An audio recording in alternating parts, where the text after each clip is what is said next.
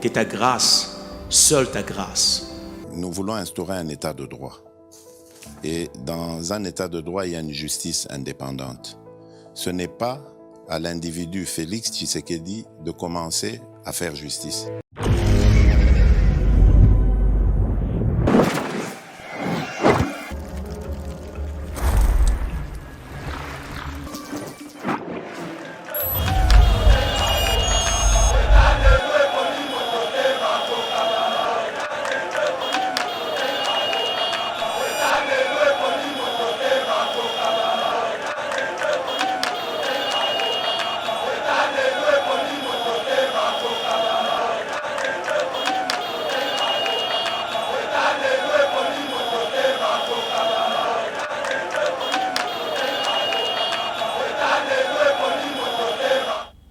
Bonjour mesdames et messieurs, bienvenue dans notre émission Éveil Patriotique, émission Oyo.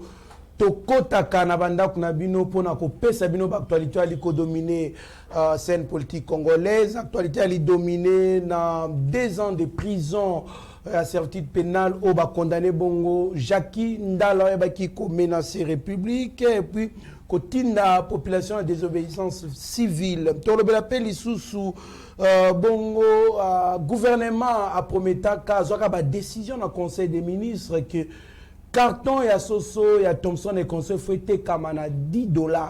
Les commis réalisés puisque l'obéda qui fait Nabawenze carton et Soso commis $, Soso Moko 2500 francs.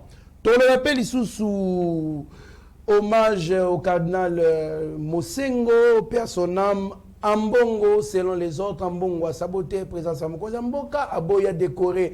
Mosengo, Aboy, Maramebelepe, a tumbie, Nenge Bakina, Messana Koloba. Pourquoi pas aussi ça n'a pas avocat ya Mata Tamponyo Baliko plaider, que Mata Tamponyo Ali na poison, Nenga Baiko. Puis bien, on a tweet nae, ba évacuer qui cause ba soin, s'approprier Libana Mboka. Nengo Tembelibino. Bongo na kate émission président Yokasson, ça fait une année banda lobana à l'écran émission Éveil Patriotique. Na mwana mboka Abbé Cholé, l'homme de mission non conventionnel au message déjà nae président Yokasson Mboti. Mboti ndeko nangai, Mboti ndeko. To sepeli ko yambayo na kate émission Éveil Patriotique, en tout cas à peu près une année banda au l'écran na plateau na bisoa tilelo, en tout cas eloni no memeli abonné à Eba TV. En tout cas, vraiment, naebi que Eba TV est à la base. Voilà. Batu balinga kolanda Eba TV mingi. Une année peut-être nazaki na mwa makambo nazaki kosala, mais tous ensemble na landaka. So ina lekite, je la koleka. So qui na lekite ndeko gilia koleka. Voilà. Donc natikala bino papillon, hein, bazaki wana, hein, siko nazi masolo. Merci beaucoup président Yokasson, et là bien nengé Ozi Masolo, Boali kolana bino surtout président Yokasson abi Azi Masolo. Président Abbé Cholé, l'homme de mission non conventionnelle Mbote. Mbote ndeko kandolo mbote na président Yokasson vraiment na sa plateau mona ebo nazotondi samana sengopo na ebibi place au piso to wuti na e. Donc nyon soto ko ba vérité donc bato peut-être ba confondre biso ke un jour peut-être za ba kuya ou to yeko soutenir Félix Tshisekedi ke kaka era comme pouvoir président son ayebi lit o ndenge biso to bandi na e.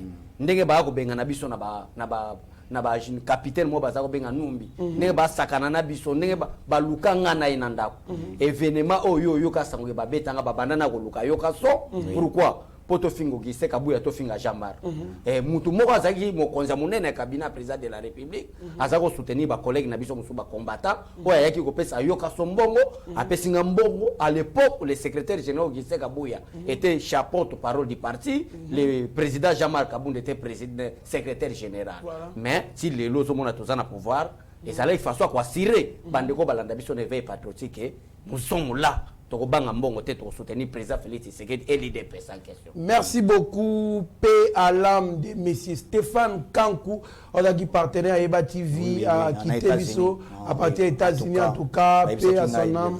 En tout cas, Bissika Lali, famille Mobimba, vraiment, toi, Liko, compatir Nabino, Dieu a donné, a repris. Président Yokasson. Oui. Jakindala qui bon menacé, voire même non seulement République, parce que Mouto Ali Kolobaki, Bisikagnon surtout militants et ensemble Azali, appelissa moto, et si ya Vandaka, c'est-à-dire qu'il y a un posa Tumba, Congo Mobimba. Message moko, il y a désobéissance civile, ou à l'Ansaki, et puis la menace des morts, il y a visiter, tout ebele, ou bali, lité, pour Namboka, et ont bongo.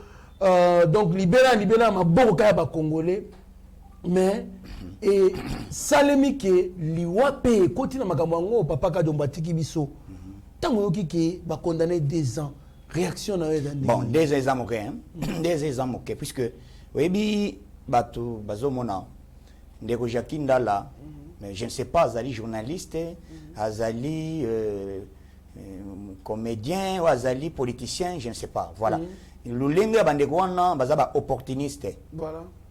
Bazaba opportuniste puisque Alanda et pas Katumbi est comme société. Puisqu'il faut que l'idéologie à création parti politique est gagné. L'idéologie à création parti politique est cause pouvoir conquérir conserver le plus longtemps possible. Est-ce que l'idéologie à Moïse Katumbi à création parti politique est gagné?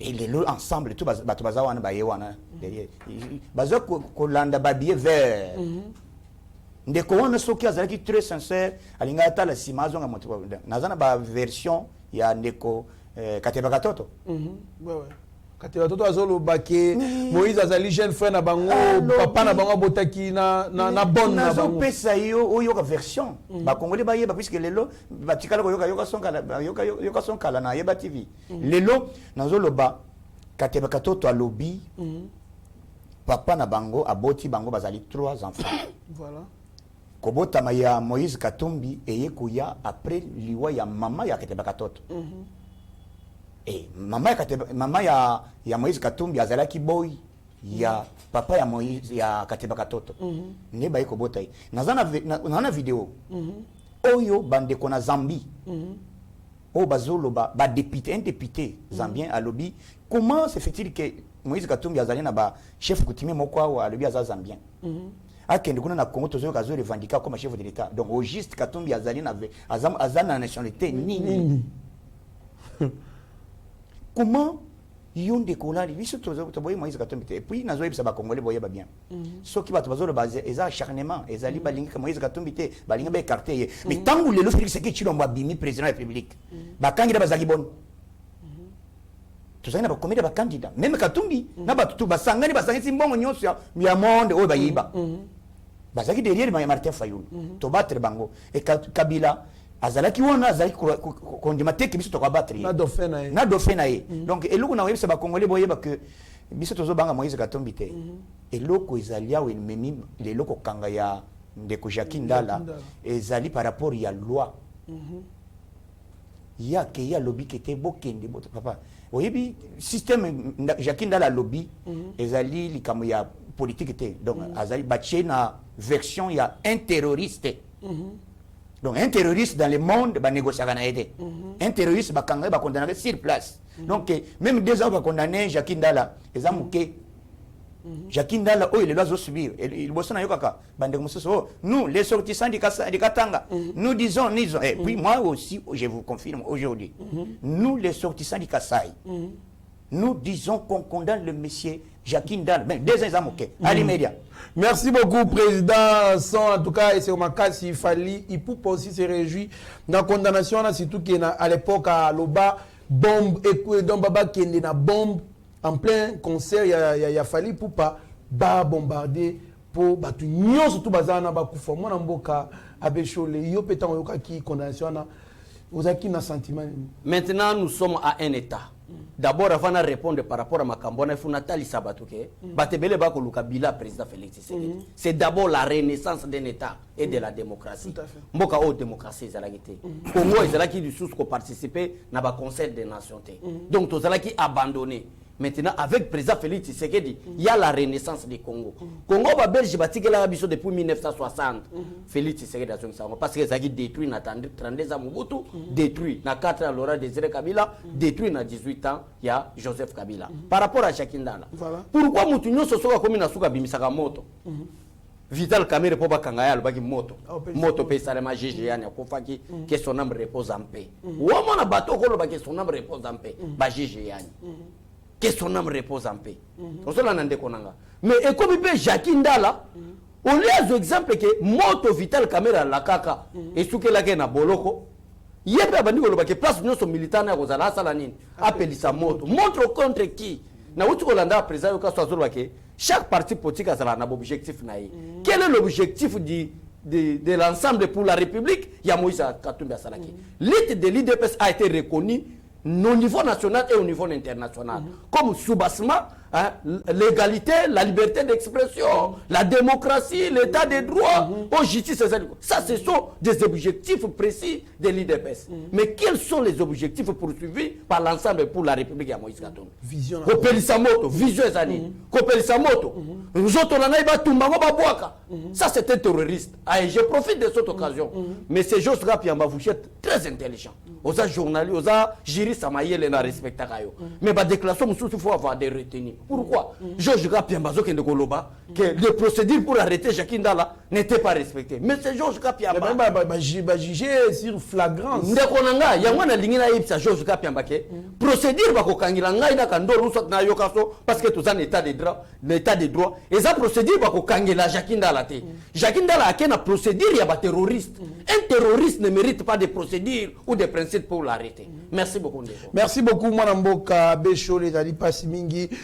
Président Okasanto baloki sunangambu na yo au finish on Mboka Alakaki batoso ba c'est un distributeur automatique de promesses mais Alakaki qui ba ko sans l'effort peuple congolais allait bien ba trouver solution sociale à peuple congolais lelo na mito to ali koloba soso et ali kosoma na 2500 francs s'il vous plaît 2500 francs feti ya makasi ezaki lobby na bawenze batubako sepelana soso ya fachi béton carton $10 soso 2500 réaction bon et réaction ngai biso c'est ça notre lit lit na biso ezalaka ya personnalité ezalaka ya intérêt général lit na biso ezali UDPS tant que les peuples d'abord wana les peuples d'abord ya wana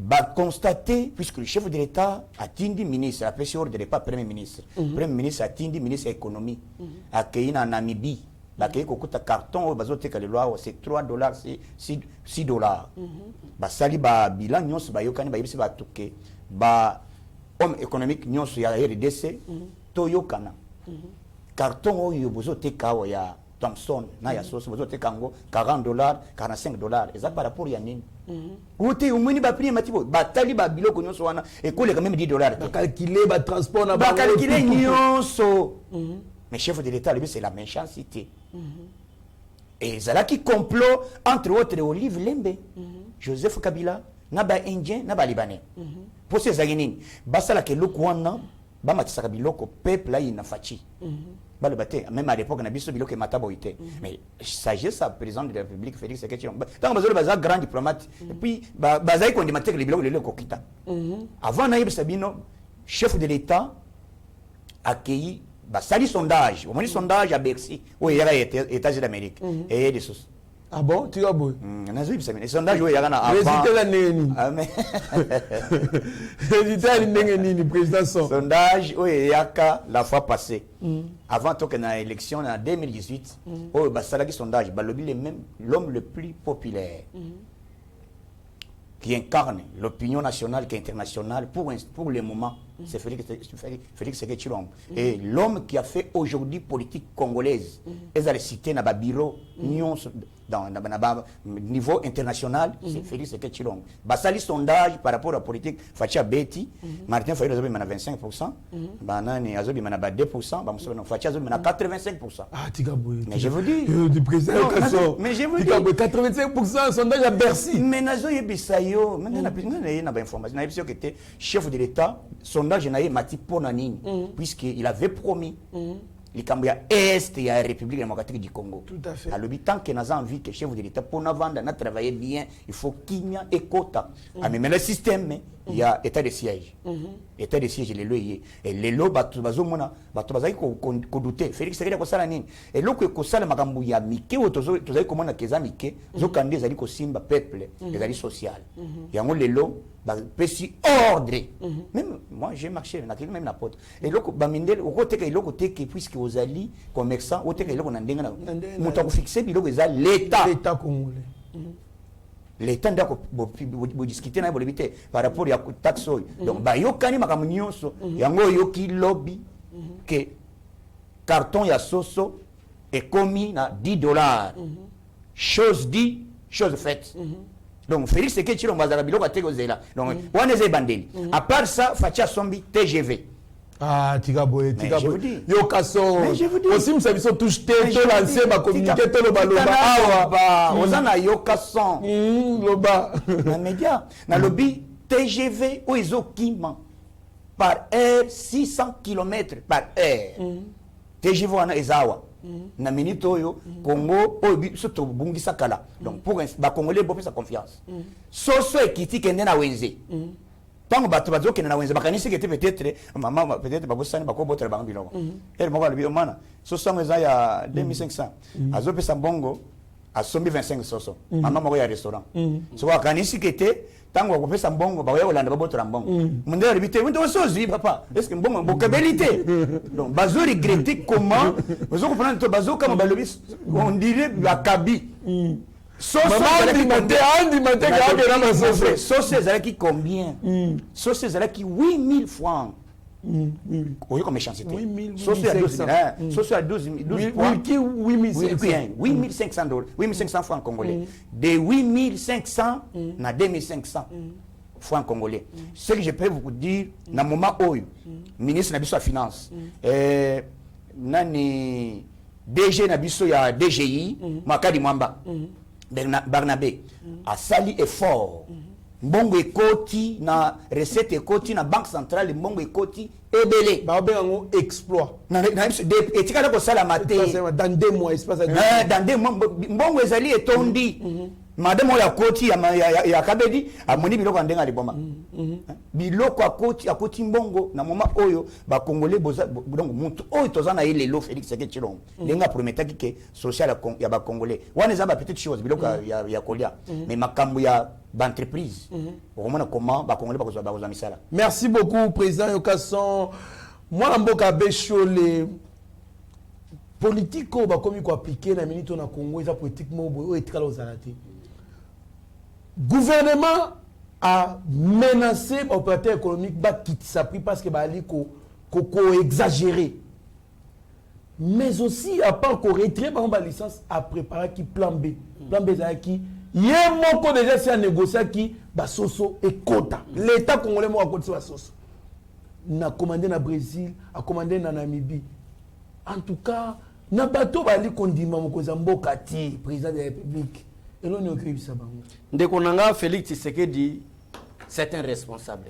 On est en français le père, un parent, donc père d'une grande famille. Félix Tshisekedi. Il y a une ici raison, n'a pas serviteur de dire à sérieux. Pour diriger, il faut avoir une famille. Donc, ils ont dit que Félix Tshisekedi a dit papa, na maman na bana encadra bango malamu, tala makamba sali na mboka. Siko obo ya président Félix Tshisekedi ponani. Il a président Félix Tshisekedi. Nazalaki seul communicateur. Peut-être, on a salaka face à la caméra, mais c'est le président de la République. C'est la mission makamba géopolitique. Ce qui par exemple, ne makamba président yoka soit utikoloba awa. Ce qui maloba par exemple que président sala géopolitique. Toke ozwa c'est le ya la gulibi sur tien na finance na place à Nicolas Gazadi. Ba recette ko chiwana pote toke ndo somba basoso le loto ligato mona lelo. Jamais. Mais il faut beaucoup beaucoup misaba Nicolas Gazadi. 9 millions il faut beaucoup misaba directeur, il faut beaucoup misaba directeur général. Il y a DGI. ba recette ba ko sala parce que déjà déjà na monnaie na tanto plutôt to Hollande na sima makambo wana mais ce sont des efforts oyo les ministres de finance Nicolas Kazadi sali pour te moko côté belé apesa na gouvernement na ministère ya titel pour te basomba ba biloko pour te biloko ekita quelle est la politique Félix Tshisekedi sali politique à le peuple d'abord yango zo mona lelo to komi ngolo bete mutu azoboya programme ya président Félix Tshisekedi ba action a ko sala c'est mutu wana za sorcier pourquoi ndeko nanga kandolo Kabila to uti kozala awa ba parents ba papa ba boti biso papa abotinga maman abotinga o aboti bino parce que to za bata génération moko baza ko yebisa biso ke bino boko bénéficier bolama Congo te bana na bino nde boko bota ba ko bénéficier nde bolamo ya Congo na yebite so ba congolais baza conscient na biloko baza ko loba wana mais lelo to komi mona ke ya un grand changement na Congo na be fort ya président Félix Tshisekedi pourquoi parce que na be mission ba pasteur Gili ba ko leka ba yoka so ba ko leka ba mwana suka ba ko leka ba kandolo ba ko sala ba face à la caméra à l'éveil patriotique. To yebisaka président de la République. Si qu'il a biso makambu ya géopolitique, nommer les hommes compétents aux places qu'il faut. Tout à fait. Lelo o tozana ba ministre ko ba Nicolas Kazadi Mboko kende, lelo o soso qui dit 2500. Nazo chité pour président yo kaswazwa. Maloba. Ma awuti ko loba awa. Peut-être yo moni maloba ne comédie ko seka. Mais nazo biso peuple congolais bozolanda biso vous êtes aux États-Unis, en Europe, partout dans le monde, à l'extérieur du pays. Ndeko nanga ko lia soso na Congo oyo. Imaginez-vous nous sommes au 21e siècle. Na Kinshasa mutazomo na soso leaks. Soka lia soso mwana ko sepela ke to lia soso. Na bonne année, il faut préciser. Imaginez-vous d'abord ndeko nanga soso leaks. Awa na ville Kinshasa est au 21e siècle. Mais à supposez-vous le bateau basa na koti na Inchwem, oyebi Inchwem. Yo yebi Inchwem. Village nata na Inchwem kuna oyebani te. Inchwem kuna akomona soso ni. Ndeko nanga. Vraiment si vous bateau ba ko attaquer président Félix Tshisekedi. Nous sommes à Kinshasa. Na Kinshasa le long 21e siècle so zo leka na mutuka boy. Mutapeso mutuka leka. Okota na bakati musolo bato bazolanda mutuka po adiembela. À Kinshasa et au village. Mais Félix Tshisekedi a dit non, n'a pas sabino à 500. Et ça a relié à transport 500 bis. Et à toi Kabila Koka qui constate pendant 18 ans. Mais Félix Tshisekedi a réalisé en 6 mois. Donc peuple congolais beaucoup na biso ko kende liboso soutenir Fati. Nazal kutune sengo. Ndenge yoka so azamu panzi na ngabo parce que mission na nga eza ko lutter contre le tribalisme. Tout à fait. Yoka so muluba abeso le mubunda na kacha yeba TV patro oike eve patriotique la tinzoto. Pona otesa bato bazamu tema mabe que tribalisme ezala raté moko tika sénégalais na camerounais parce que nani muzito a changé de nationalité muzito azaki ne congolais mais alanda ne kabila pona mbongo azaki congolais a changé de nationalité problème qui était mais vieux mususu kwanza apemena na muzito na yebi na ngate. Merci beaucoup en tout cas makambu bali koloba a eza lokutati kende na fête ya ba congolais otala ndenge ba beta ka Thompson Kara mututu soso kaka so parce que ça c'est la luxe. Merci beaucoup na Mokozamboka président Félix parce que biso to comprenant déjà tongo que yonde vous allez na posa mboka o ke liboso peuple ko se retrouver na gestion na yo. Voilà pourquoi on vous a soutenu lelo et comme ko se réaliser président Yokason enfin na minute oyo makambu ya social et aliko qui n'a ko se réaliser parce que kanya makasi sezali na Congo central n'en parlons même pas industrie agroalimentaire Kangalonzo bali ko sala masangu ebele kuna na kananga donc ebe mbujima n'en parlons même pas donc social il y a peuple congolais d'ici là dans 2-3 mois on n'en parlera plus mais aussi dans le paix matali politique pirement lobby na hommage aux aïe rendre bongo na cardinal Mosengo selon Batou bazala qui est sur place il fallait qui ba couronner bongo ba décorer cardinal Mosengo na titre ya héros de la nation ba titre ba pesa bato voilà au même rang que Lumumba et Musée Laurent Désiré Kabila mais il paraît que en bongo ne mutaboya qui ke Mokozamboka décoré mais aussi c'est là atumbaki Mokozamboka na discours na pas le baki batu baliko s'enrichir bali na mbongo mais peuple aliko nyoko ma réaction et la réaction à liboso il faut bongo la vérité moni ça nous fait mal cause baby sa réputation ya catholique puisqu'en bongo depuis en bongo azana tête il y a comme cardinal il y a église catholique na RDC makambo ezali et puis na ko loba bit ya en bongo puisque cop ya gratuité de l'enseignement donc kunande sika bazali kolia bambongo na bango kunande bazali na kope na bango kunande bazali na mwa quelque chose $10 chaque, puisque ambongo kanda na ezali à $10 chaque enfant, $10, mais surtout étendu il y a la République démocratique du Congo tête nyon chaque fin du mois $10 ce que tozana ba école boni ce que fachi abomi kope wan ambongo ko sepela na fachi ten tout à fait parce que classe est comme gratuit. Je vous dis fachi abomi kope wan ya konyokola $10 chaque enfant, $10 chaque fin du mois. Ambongo ko sepela na président de la République. Donc kope ezali ambongo lelo tozo comprendre juste azali militant ya lamuka. Oui, je vais vous dire une chose. Montazo Kamba wazali ko appuyer Martin Fayulu. Wazali ko soutenir azobete diplomatie pour na lamuka ezali ambongo. Mais ambongo ayeba bien que président malgré zo ina Félix Sekedi Chilombo. Ce qui alingi Félix Sekedi Chilombo tay. Azong c'est d'abord dip. Ou soit ta tête, on appelle ça bon. Non, un dip, on appelle ça. Ce qui a besoin de appelle ça bisou. Ça va combattre, on a besoin. Ou soit tema abiba riche, bazaina ba pauvre. Ateka appelle ça ba pauvre. Et puis a sali erreur grave après avoir besoin dip et pas fachi, avec besoin moussou c'est pas Kabila. Oh bah la kaka à l'époque. D'abord. Mais je vous dis Ezali. Au moins vidéo té Ezali landa Ezali. Donc ndinga mbongo zawana, je ne sais pas le président puisque Fachi Azali au-dessus de la mêlée. Donc Fachi Akolanda Babilo Kwanate, Akolanda ba sentiment ya mbongo te puisqu'il est le chef, il est le garant de bon fonctionnement et commandant suprême. Yango mona zo ko yana ba maramba catholique.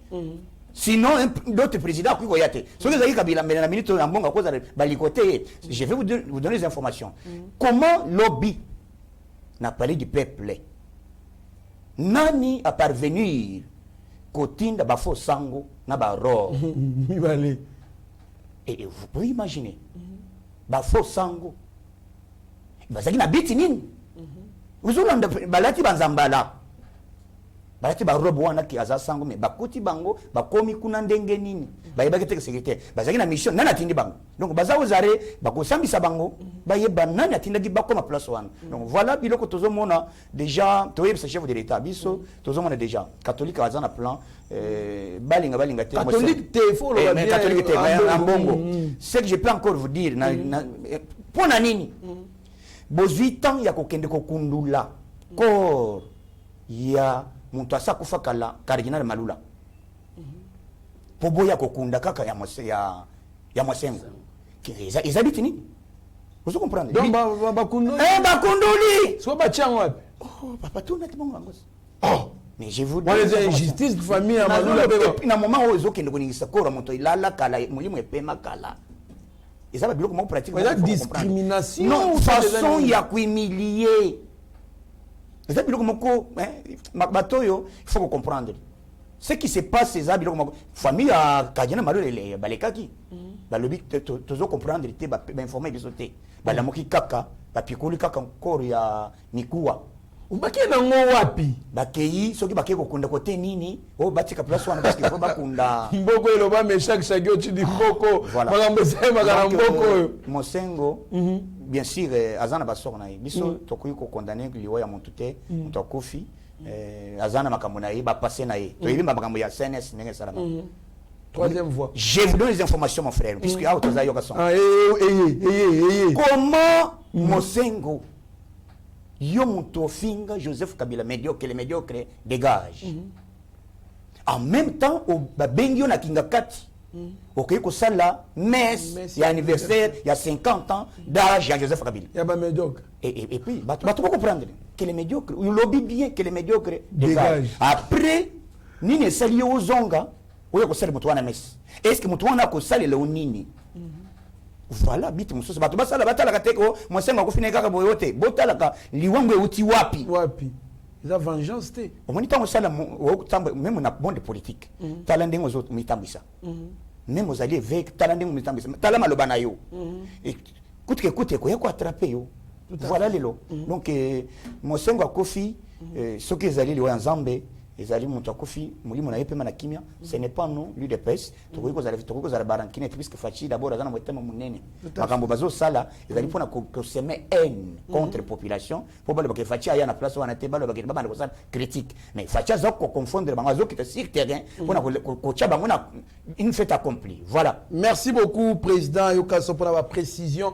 OPC, président Cholé, l'homme de mission non conventionnel, les lois sur Kobombati par rapport à la position en Bongo Azwaka, il est vraiment opposé au chef de l'État, même pas soutien que non, Mouninga Azwaki pouvoir na pas difficulté belé, couteau soutenir toi appuyer, mais lui c'est catégorique qu'il faut que Mokozamboka asala kaka ndengeye alingeli. Et puis il est toujours dans ma position de convergence na bandeko o bazali contre Mokozamboka. Tomoni Ambongo a il soutenait makambo ya vérité désir ne consort. Tomoni Ambongo a azaki ko makambo a uti ko pesa position sur loi o kutuba pekisi ngai ko tabatebele ko benga ngo congolité faut ko benga ngo verrouillage. Dorénavant, tu as une loi verrouillage de haute fonction. Voilà. Donc, tu as un verrouillage. Donc, à cette position, il y a qu'on soutenir l'individu que la loi est impersonnelle. La loi va viser à moutouter, puis la loi est à subir.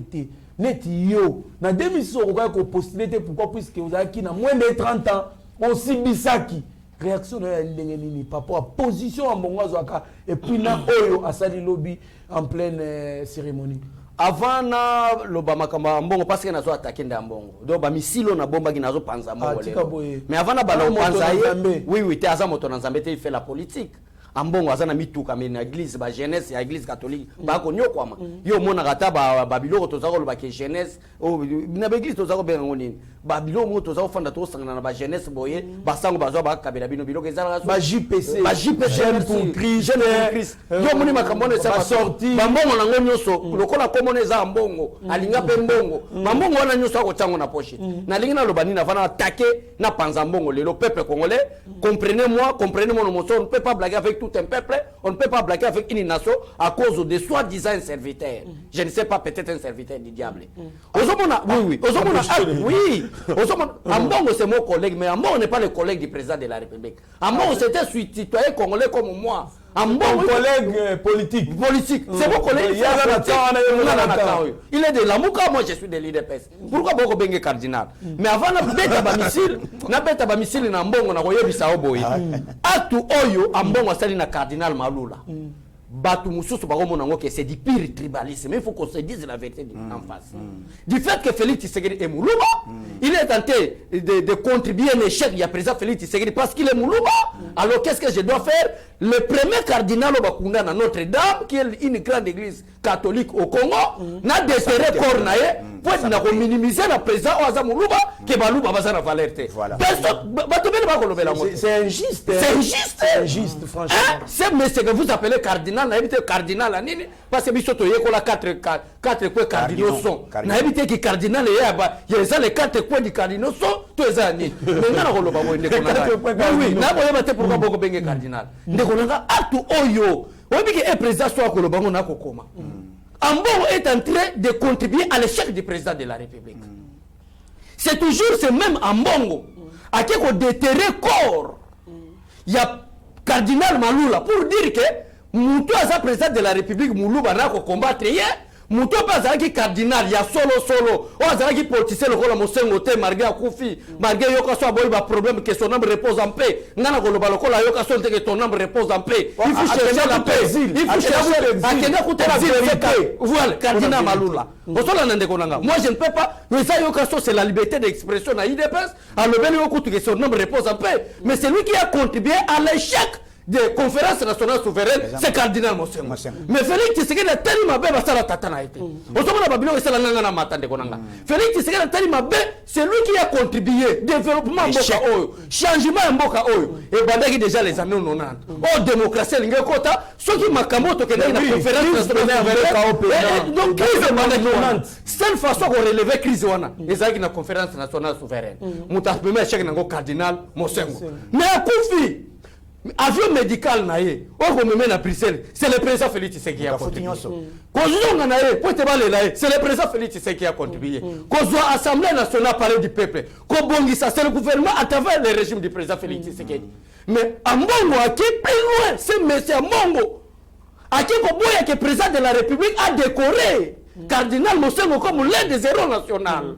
Pour être combat Félix Tshisekedi aussi là. Pour bamoni Félix Tshisekedi ça là qui n'a président Kasavubu, bamoni kuna balobi ke muta zo succès. Et en bon va plus loin. Aki ko lo makambo social na moment où ba ko lela. Serviteur de Dieu na bango kufi. Aki ko lo makambo social mais je me pose la question. Ça quel rapport? Ça quel rapport? Le peuple est enflammé. Pendant que vous êtes en deuil, ton père est mort, ta femme est morte, mais toi tu parles du social à manger.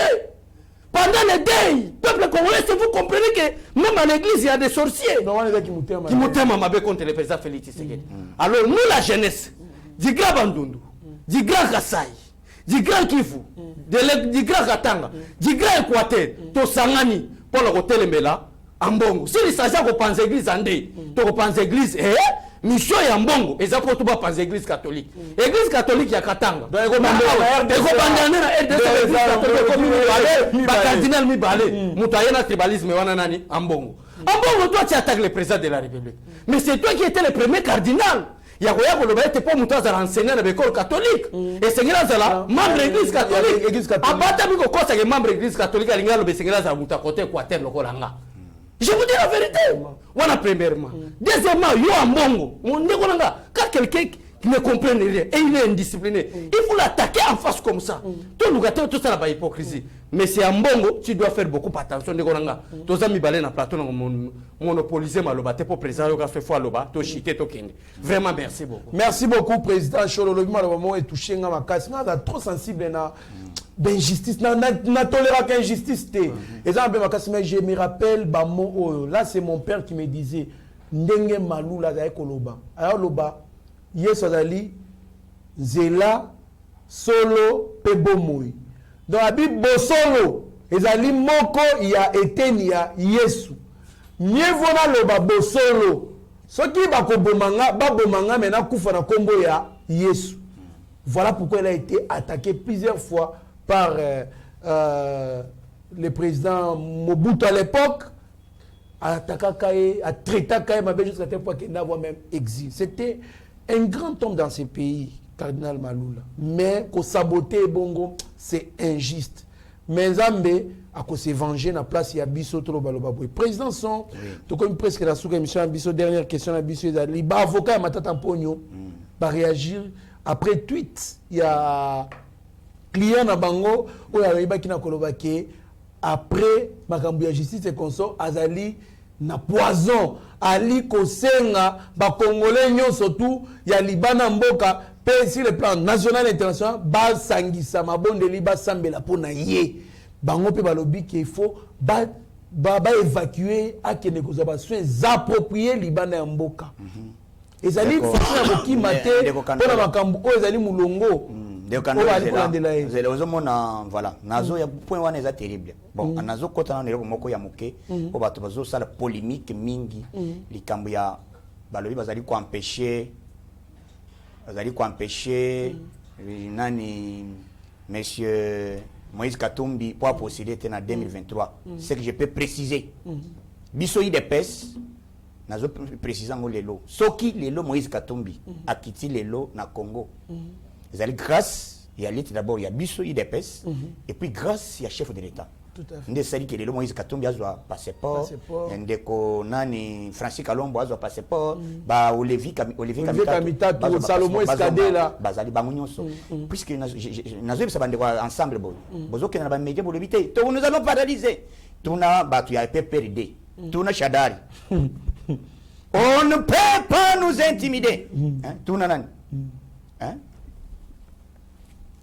Tuna baye bisayona ni monsieur Chadari. Chadari. Pas nous intimider. Je ne sais pas. Tunda ya Kasende ancien ministre de la Justice. Na évité azawapi. Et le kwezo sala ezali même en bongo ayeba bien que avant à corriger dossier ya na dossier oya likambo ya nationalité azone bakete les discrimination akende d'abord na catholique oya pesi ordre à lobby pour tangisa na église catholique il faut aux membres mettre aussi faut membre catholique il faut appeler d'abord autorisation puisque amunga zolinga ko lakisa ba congolais que ya lingi Congo mingi ko leka batunyonso soki alingi Congo appeler autorisation na muntu azali musulman à 6 classes d'ailleurs azali professeur akende kotangisa na église catholique soki ambongo alingi Congo ebonga le peuple d'abord o azotanga apesa autorisation na membre oyo ya église orthodoxe asisi na orthodoxe azu diplôme atangisa na église catholique avant akende ko attaquer dossier en loi azolo bakete loi chani ezo diviser yende azali vrai divisionnaire azako diviser ba congolais donc eloko wana ekoki ko diviser mon tout puisque nationalité ya bato oui ko empêcher yango te mais soki ozali ko se sentir ko za congolais loi wana ba personnaliser ngo mon tout ba lobi te que loi oyo ezali bona katongi ou ezali non ba lobi mon tout nyonso Francis Kalomba lobi ezali nko maintenant écoutez-moi mon frère les lois ba congolais boyeba soki ba tozolinga tokende élection toboyi bino te oza 50-50 toligio ozali na nani ozali na libanais congolais tolingio vanda na Congo mais ba poste clé ba poste ya souveraineté et koki ko asimango te bato bazali ko spécial exemple aux États-Unis ba lobby pour mutu akoma président aux États-Unis il faut botama na sol américain. Et ça exemple, ça pas tout est bateau.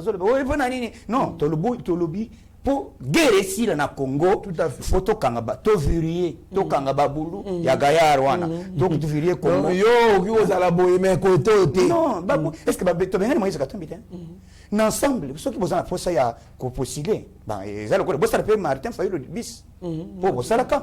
Et ça ba bibilo ko bossa la kana. Hein, bo créer mutu mo boyer. Martin Fayulu bis. Oui, bo créer mutu mo ko ensemble, bo chaye, tout ça la compétition. Voilà. Ce que je peux vous dire que l'église catholique bazana surtout en Bongo a la kisi eni na ye contre le président de la République. Et puis à Botamana a moni déjà qu'ils allaient maquiller ya haine contre le président de la République. Même ceux qui sont chef de l'État, je ne pense pas que le chef de l'État n'a participé à la Babylone en bon azo sale. Donc nazo ngskoli kamuya Matata Pogno.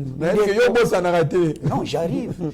Comment Matata Pogno qui était bien, vous avez se comporter bien, tant que dossier bandagité. Il militait dans le balongolité ou le mingana on se présenté.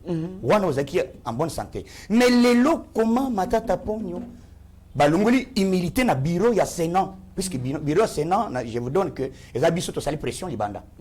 C'est ça Sénat qui était les remonta obima. C'est ça Yohan. Tobaki o ya ko bima lelo sans que il militait bima, cela veut dire to tomba piné. Nde longoli humilité ya Matata Pogno humilité ça veut dire akende ko se présenter papa oso mona muntu wapi je vous donne exemple en Afrique awana na nini Botswana soki batangi kaka moto ya détourner mbongo à l'état na Botswana basambisa kaite bakato moto tikabo mais ezali awa en Afrique donc bakato moto sur place et on a juste biloko na so ko sambisa te bas non na Congo basa lelo moko action moko so moto a détourner mbongo bato mbayi vivant et le ko sala makambo ya muyibi ko sila ndenge makambo na wana président esenga moment ya miliki ko mele miliki esili donc moment où ezo senga li eye ko ya eya donc Matata Pogno biso to senga ba congolais boy ba libérer yete puisque azolinga rejoindre l'Entambwe Mwamba Tambwamba ko sala za malade mais Tambwamba zo sala politique na Belgique. Ma papa, moi je vous dis. Bazo ça la politique azo bela té. Matata Pogno azo bela tazana poison puisque poison ils arrivent à spécialité ya bato ya FCC. Ba onde ba biso to yeba poison té na Congo. Le loto kufeli avant na continuer de konanga likambo ya vie Kadiombo. Na le bela na mission na chaîne na bino té na lobby que liwa ya vie Kadiombo c'est fantastique.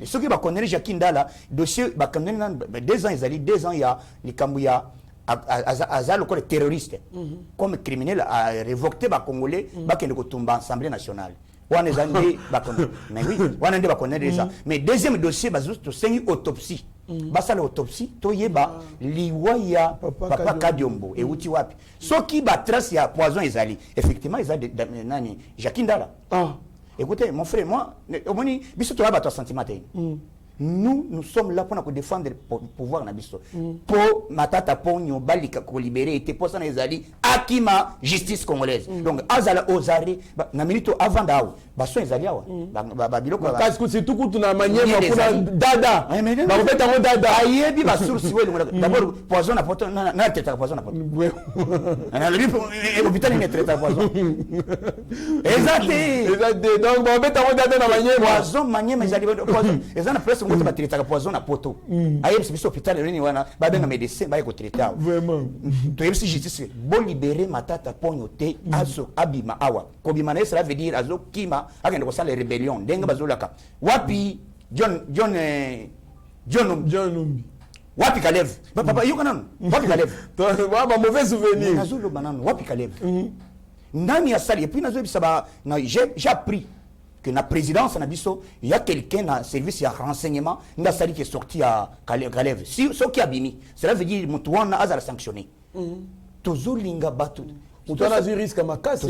tosalisha salome te toshalisa salome te mutu nyonso azali oyo asali aza na premier ya justice akende korépondre ce n'est pas dire que Matata Ponyo akobembo likambo Matata Ponyo azokima ezali ya likambo ya Zaire ya kalate azokima dossier ya Bukangalonzo puisque na ki balamusi yango balamusi yango batindele mandat déjà kende aboyi kokende atindi avocat yango akosi wote toyoki Onyembe, maître Onyembe.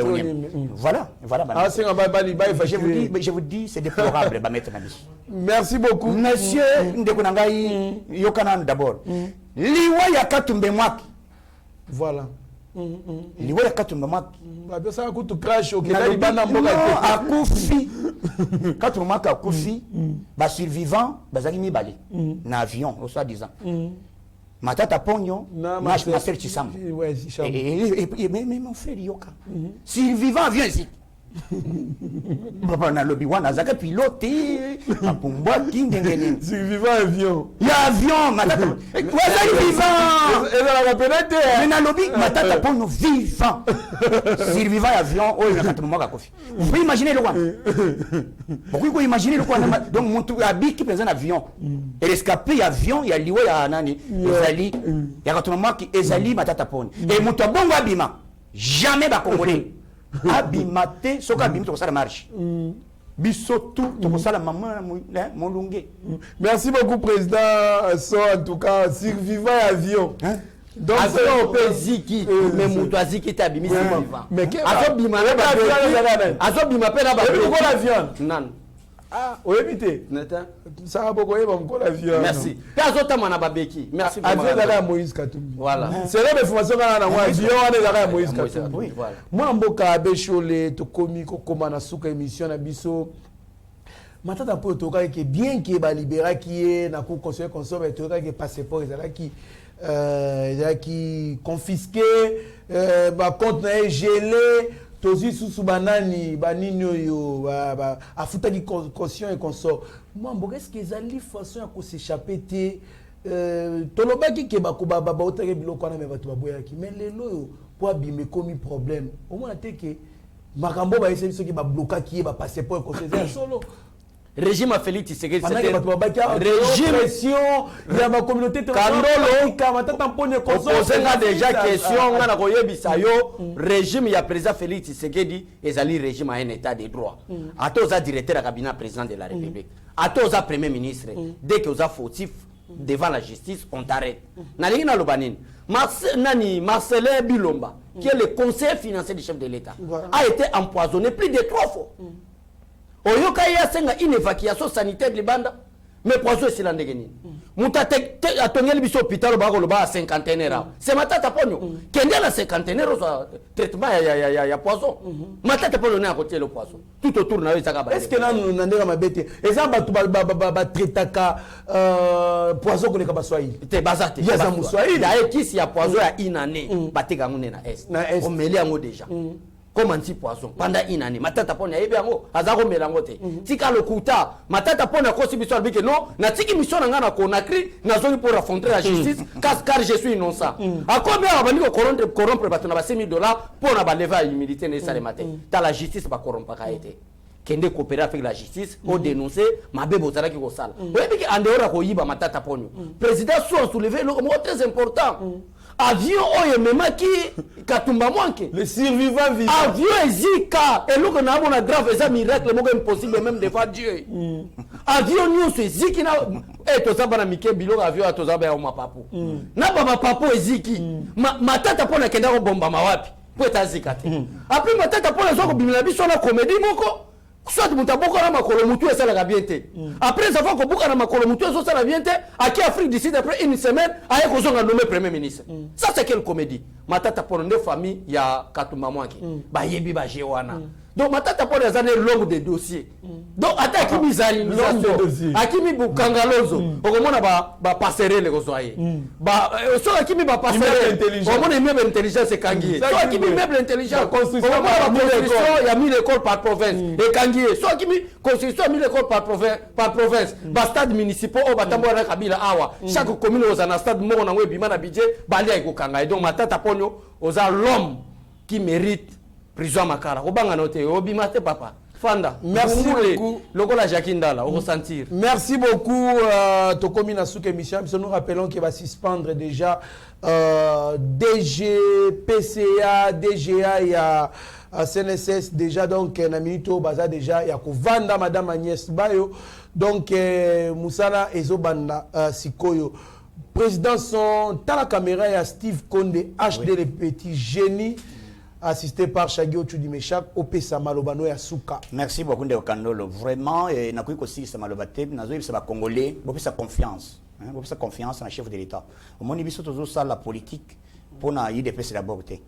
Ce que pour na IDPS d'abord, na batambla na bataba manduki sur place, hein, tous na bango à tout moment mais tous linga d'abord peuple congolais sentir puisque to bunda pour na intérêt ya peuple congolais bazo benga les peuples d'abord. Pesa confiance na muto azali puisque ozo ça Félix Sekedi Chilombolelo yoki déjà ba pasteur ghanéen à lobby fachi azana deux mandats ba ye commentaire ngo liso c'est pas baba kingo à lobby fachi azana 10 ans na ye soko boy qui est bien pour ce passeport au Ghana Zambie.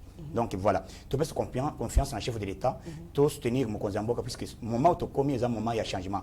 Bande Kognonso, sans oublier encore d'abord on a zali ko saluer ba cadre nabiso ba responsable ya parti nangai entre autres président Jean-Marc Kabunda Kaboun nazo pesaye félicitations na musala zali ko sala na kati assemblée nationale sans oublier encore le secrétaire général Augustin Kabouya tous allés ensemble moni bandeko okoyo ko zala on ina na moto kala ata to na pouvoir ko l'accepter ko mona tozo bo hypocrisie tozo linga tokende na makambo ndenge sengeli to lingana mu Congo mu Luba mu Swahili mu Ngala toza lelo komoko lelo nazana shole soki lelo ba moni shole c'est nous lelo na bisa que to sala dio même gili moni bato musuba zagina ide pesi tribalisme mon to sala dio e mataboy c'est moi na oui sabino dio e mataboy c'est moi na bisa que to sala dio moko ya communication ya bikolo moko différente donc lelo tozawana to soutenir Mkonzamboka lelo na kilekia wa tozame moral ngonge koki ya to simbana to simbana na bayi 2 to simbana montu ba o bazolinga ko investir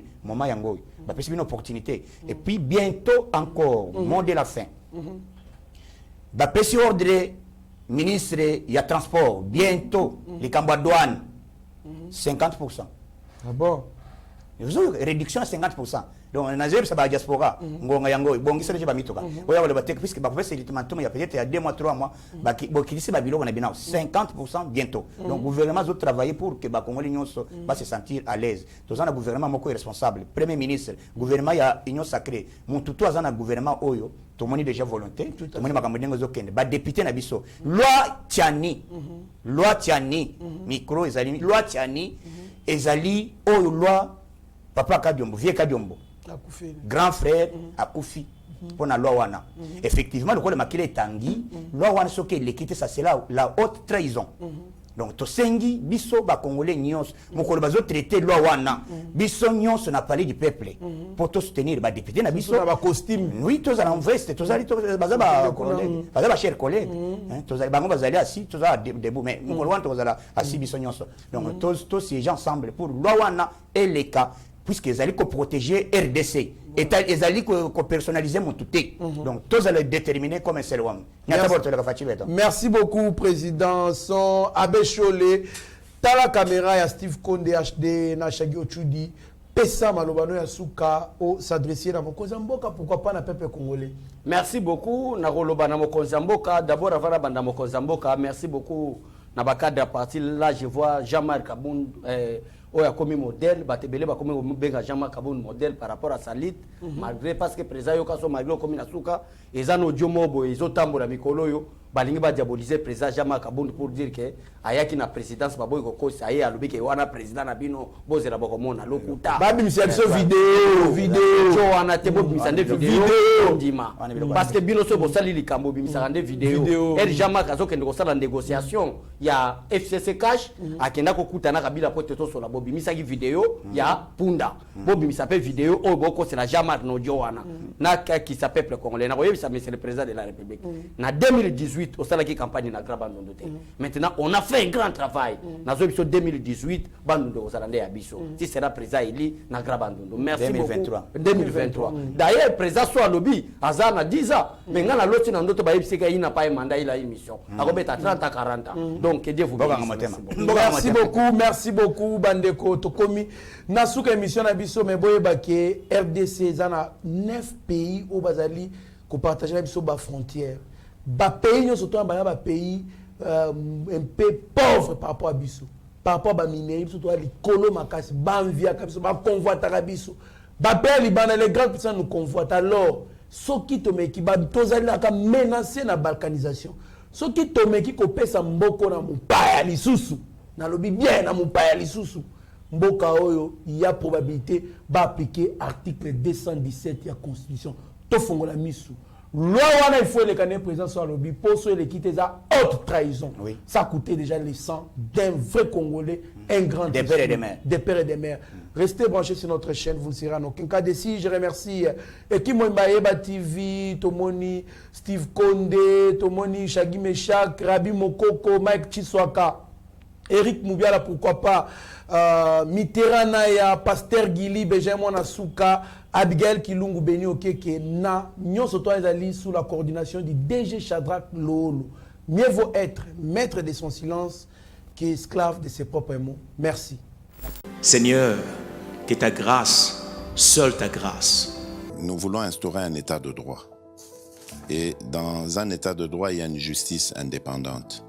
Ce n'est pas à l'individu Félix Tshisekedi de commencer à faire justice.